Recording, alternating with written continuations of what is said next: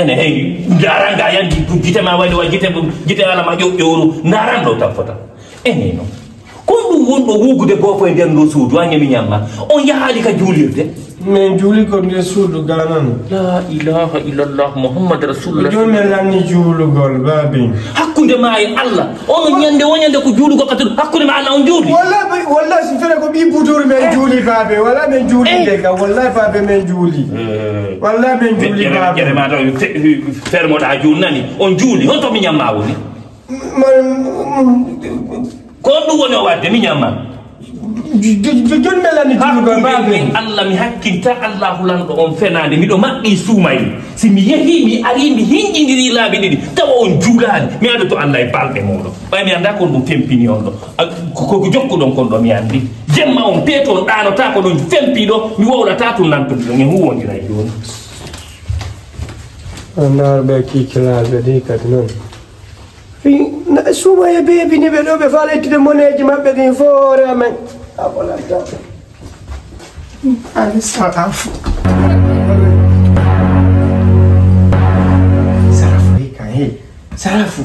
sarafu Allah ika nini ani ko jom fotte babe bini na wo sen juli wudi hamirun kimini andi men julal Allah ni mala julde fus mala julde ko to mi ala mi nyami mundi anke ndanaji yangi ko 6 mi wali pusi wa de nyam mo gari bi falu lan bebi on kambe aussi ama jini la bidla wudi ke woni ko ni problème mo ama jini la mi la fini la Allah wali quoi bi la kambe o suma yetari do ko yimo go tum julu Allah on ti yire ha weta wal den do nyam mo satti ko wallahi ko babe o da fili nan de kan sino ali kede no hari mi fokkiti mi yadde ko muttalle to me ya to me wona do sed fottema be yide ko juuli wali ke afa o da fili nan de kan fel pawal ko babe ma halanta na mi halanta oui allo minanaade wolu moƴƴa mi ala faamude ko hombo honɗo wiiɗa si mi faami ɓiɓɓe am ɓe ngala horude ɓe ala juulude kilawde gila suumaye on dari etele mille suumaye on ɗo foppu muɗum ko minen woni humtodude acci hakke ko an hombo ni o kupi awa ɓe no wawi lan yawade e yo ko ɗum ɗo ɓe jokki akhirul jamanu fempagol ɗo ɓe juulata ɓe jangata ɓe waɗata piiji ɗin e 9 on sikkude ko min ɗayin ɗon ko hoore moɗon ɗayin ɗon hande mi adoto Allah e balɗe mo suma e mon on habbala e huwodira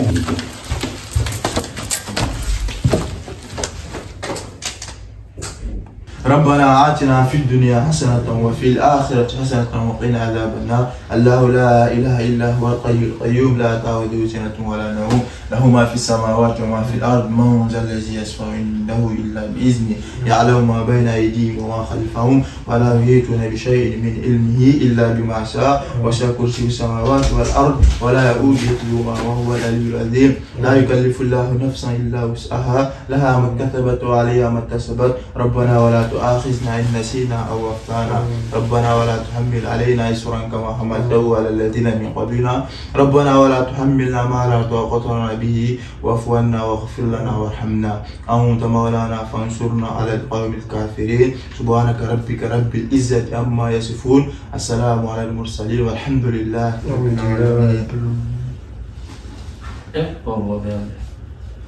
يا الله بارك يا مولانا آمين yalla okkoron ko faal ɗon amin yalla dandu en sikkude gayni hara gaynaali amin o jodike mallam fattike malla jokkire ni nani jokkire ni